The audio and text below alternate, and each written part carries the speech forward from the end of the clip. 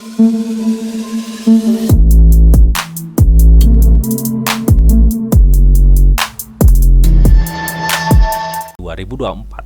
ya, apakah BTC itu akan to the moon? Assalamualaikum warahmatullahi wabarakatuh. Oke teman-teman, kembali lagi di Didi Channel. Oke, seperti biasa untuk hari ini Didi akan berikan informasi lagi nih teman-teman. Kali ini Didi akan berikan informasi seputar news Bitcoin nih, atau induk kripto. Nah, kira-kira ada sentimen apa mengenai induk kripto ini? Nanti bakal kita ulas semua ya di video ini, jadi pastikan kalian tonton sampai habis. Oke, namun seperti biasa sebelum melanjutkan video ini, jangan lupa nih kalian tekan tombol subscribe dulu ya teman-teman, karena klik subscribe itu gratis. Dan tentunya kalian akan mendapatkan update-update video terbaru dan info-info terbaru dari Didi Channel. Sokok kelamaan, langsung kita kepoin. Oke, jadi yang pertama teman ya, dikutip dari bitcoin.com, katanya di sini ya, Bitcoin analis teknis ya, Ethereum BTC berkonsolidasi menjelang minggu penting pengumuman ekonomi AS. Jadi memang lagi-lagi teman ya, indikasi ya membuat market cryptocurrency turun itu nggak jauh-jauh dari ekonomi AS. Kenapa AS lagi? Kenapa AS lagi ya?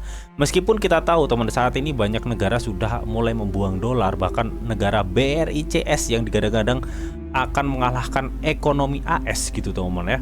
Dapat kabar juga BRICS akan membuat sebuah uang digital untuk aliansinya ya, tapi itu belum pasti ya, masih spekulasi. Tapi meskipun begitu teman ya, kita akui teman ya, memang ekonomi AS itu sangat berdampak banget terhadap market-market yang beresiko tinggi seperti market cryptocurrency seperti ini teman ya. Jadi nggak hanya market dunia, tapi market cryptocurrency juga berpengaruh banget ya terhadap perkembangan ekonomi AS. Jadi untuk sekarang ya, kita harus pantau-pantau ya mengenai perkembangan news-news atau sentimen dari AS itu teman. Biasanya mengenai inflasi dan CPI itu teman, yang menyebabkan harga dari kripto itu naik turun teman. Seperti yang sudah dijelaskan di video live atau video di sebelumnya ya, meskipun kita nggak beracuan teman ya pada dolar ya teman, atau pada ekonomi AS, tapi nyatanya ya memang saat ini tuh masih era transisi di mana orang mulai membuang dolar. Tapi yang harus kalian perhatikan, di sini masih banyak negara yang memakai dolar ya. Artinya efek dari dolar itu ya terhadap ekonomi global tuh masih berpengaruh banget teman ya. Meskipun orang sudah banyak membuang dolar, tapi nggak tahu kalau 5-10 tahun ke depan seperti apa ya teman. Apakah ekonomi AS itu masih berpengaruh apa enggak ya teman. Tapi untuk saat ini memang terbukti masih terpengaruh ya teman ya terhadap market cryptocurrency saat ini. Dan di sini menurut bitcoin.com katanya Bitcoin dan Ethereum intinya tuh masih berkonsolidasi atau satu aja di tempat gitu teman ya. Bahkan ada potensi cenderung turun sebenarnya teman. Nah, di sini dijelaskan Bitcoin melayang di bawah 26.000 ya pada hari Senin karena para pedagang menunggu minggu besar pengumuman ekonomi di Amerika Serikat. Oke. Ya, seperti yang sudah dijelaskan tadi ya, bahwa memang ekonomi Amerika Serikat meskipun sudah banyak negara membuang dolar, tapi nyatanya memang efek dari ekonomi AS itu masih berpengaruh teman ya terhadap cryptocurrency saat ini teman ya. Nah, katanya laporan kepercayaan konsumen akan dirilis pada hari Selasa teman ya, dengan produk domestik bruto dan non-farm ya, payroll akan dirilis pada beberapa hari mendatang. Ethereum sebagai besar tidak berubah hari ini ya. Oke, artinya di sini teman ya, meskipun dia memberitakan bahwa BTC itu memang terlihat berkonsolidasi gitu teman ya. Hal ini tuh terpengaruh oleh perkembangan ekonomi AS gitu teman. Ya, jadi kalau kita lihat ya dari BLC Gov ini teman ya, ini adalah schedule release CPI ya, Customer Price Index, di mana Customer Price ini sebagai acuan ya naik atau enggaknya inflasi di AS ya teman. Nah, ini pada bulan Agustus ya, bulan saat ini ya, CPI nanti ya release date teman ya, itu akan dirilis pada 13 September 2023 ya untuk CPI di bulan Agustus. Nah, bulan Juli kemarin ya itu dirilis pada 10 Agustus 2023. Nah, bulan Agustus saat ini dirilis pada 13 September 2023 dan saat ini 29 ya, artinya kurang berapa minggu lagi gitu teman ya. Oke, dan biasanya ketika hasil CPI-nya ini bagus ya, itu akan berdampak juga ya terhadap market cryptocurrency untuk pertumbuhan atau sentimennya. Jadi mungkin ya ada indikasi konsolidasi market crypto saat ini ya. Salah satunya yang menunggu hasil CPI ini teman ya di bulan Agustus ini teman ya, yang akan rilis date ya pada 13 September 2023. Jadi kita tunggu aja ya sampai perilisan CPI-nya nanti apakah baik atau malah buruk ya mengenai perkembangan inflasi di AS. Oke teman. Nah, selain itu teman ya, news lagi nih dikutip dari CNBC Indonesia ya, katanya Judulnya ngeri teman ya. Dihabisi Amerika, Binance kini ditendang Visa dan Mastercard. Oke. Jadi memang kita tahu teman ya, Binance itu adalah salah satu pertukaran top 1 dunia berdasarkan CMC atau market cap dari perputaran uang di dalamnya gitu teman ya.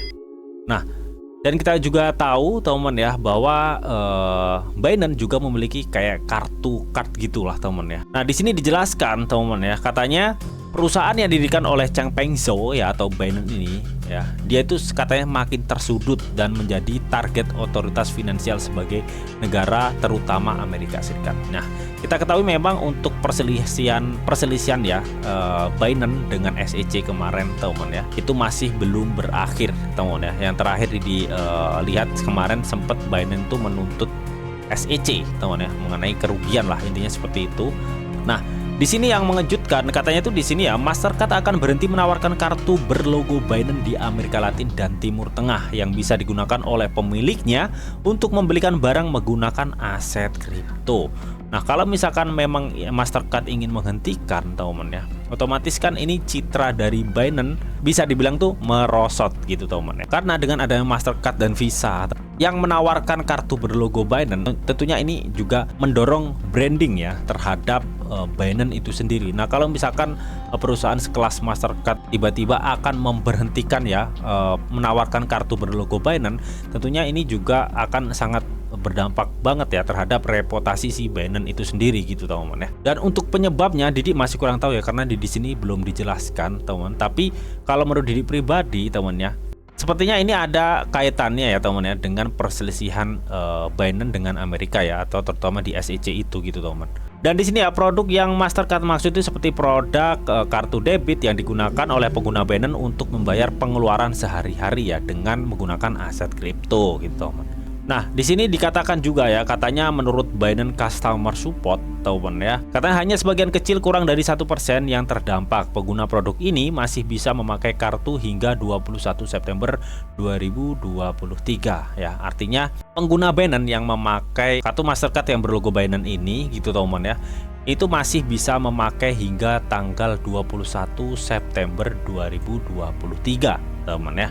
Oke, jadi masih ada kesempatan teman ya. Nah, di sini Binance menyatakan penggunaan kartu ini bisa beralih ke Binance Pay untuk mengirim dan belanja menggunakan aset kripto ya. Untungnya Binance masih memiliki Binance Pay ya untuk pembayaran di ekosistemnya gitu teman. Oke, jadi yang tadinya memakai Mastercard berlogo Binance dialihkan ke Binance Pay gitu teman. Tapi menurut Didi pribadi teman ya, ini nggak begitu berdampak banget. Tapi ya berdampak ya di brandingnya aja lah teman ya. Oke, yang tadinya sudah berkolaborasi dengan Mastercard, Visa, dan saat ini sudah enggak gitu teman. Dan di sini juga dijelaskan nih, katanya Visa juga mengakhiri kerjasama serupa dengan Binance di Eropa per Juli teman ya.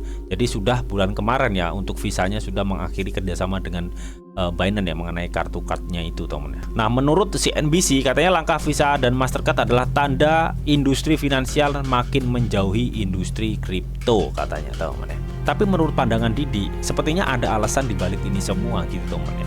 Jadi nggak serta-merta menjauhi industri kripto ya. Kalau kita lihat kripto tuh makin kesini makin berkembang gitu teman ya. Bahkan sekelas BlackRock aja dia itu berani pengajuan ETF gitu teman ya ke SEC gitu teman. Nah, menurut Didi pribadi ya, ini bukan masalah finansial yang makin menjauhi industri kripto, tapi Didi rasa ini ada alasan lain ya di belakang Mastercard dan Visa ini telah mengakhiri kerjasama dengan Binance gitu teman. So, bagaimana nih menurut kalian mengenai hal ini ya? Apakah nantinya memang dengan Mastercard mengakhiri ya per 21 September 2023 ini akan berdampak yang cukup signifikan untuk Binance? Kalian bisa tuliskan pendapat kalian di kolom komentar, oke? Nah, oke teman ya, untuk next news berikutnya di sini dikutip dari The BTC Trapist teman ya. Katanya dia itu, saya meminta ChatGPT untuk memprediksi harga Bitcoin ya pada tahun 2024 hingga tahun 2050. Nah, hasilnya itu cukup mencengangkan cuy. Jadi ini analisa ChatGPT teman-teman, atau teknologi AI yang memprediksi harga BTC. Oke, jadi ini akan artinya bahasa Inggris ya. Di sini Didi sudah punya translate-nya. Nah, kurang lebih ini translate-nya teman ya. Kita coba baca di satu aja teman ya. Satu di 2024. Ya, apakah BTC itu akan to the moon? Katanya di sini tuh ada dua skenario ya teman ya yang diprediksi ChatGPT atau AI di tahun 2024 mengenai harga BTC. Nah, untuk skenario optimis ya teman ya. Misalkan skenarionya itu optimis ya. Katanya dalam skenario optimis Bitcoin berpotensi melanjutkan tren pertumbuhan dan mencapai kisaran harga 50.000 US dollar ya, atau hampir all time high-nya teman ya, karena all time high-nya itu 63 kalau enggak 64.000 US dollar ya, hingga 150.000 US dollar. Wow ya, atau bahkan lebih tinggi pada tahun 2024. Hal ini mengasumsikan berlanjutnya minat institusional, adopsi arus utama, dan sentimen positif di pasar uang mata uang kripto. Nah, mengenai asumsi berlanjutnya minat institusional, teman ya. Nah, ini cukup mendorong nantinya, teman ya. Apalagi kita ketahui saat ini banyak perusahaan aset manager ya, seperti BlackRock, Fidelity, dan teman-temannya lainnya, teman ya, sudah mulai pengajuan ETF, dan ini tinggal menunggu persetujuan aja ya di bulan Maret kalau nggak salah ya, Maret 2024, teman ya. Oke, mudah-mudahan ini disetujui dan bisa membuat boom ya untuk harga BTC.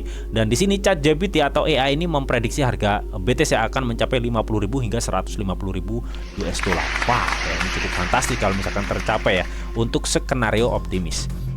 Nah, untuk skenario kedua di sini skenario konservatif, teman. Katanya dalam skenario ini ya Bitcoin tuh mungkin mengalami pertumbuhan yang lebih lambat, katanya teman ya. Dan peningkatan volatilitas dalam hal ini kisaran harganya itu bisa sekitar 20.000 US dollar, atau bisa dibilang saat ini ya. Saat ini kan 26.000 US dollar. Dan hingga 50.000 US dollar, teman ya, atau hampir menyentuh all time high di tahun kemarin, di tahun 2021.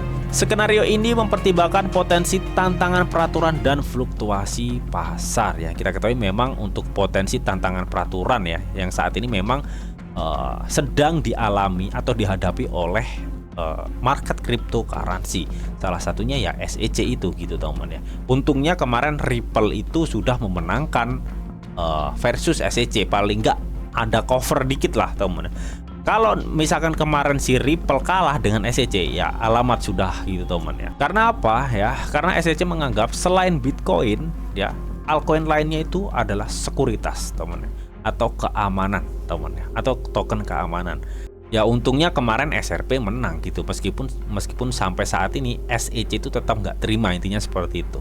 Oke, ya mudah-mudahan ya Didi berharapnya di skenario optimis ini nanti akan terjadi ya, ketika memang nanti didorong pengajuan ETF BlackRock dan teman-temannya itu bisa disetujui oleh SEC.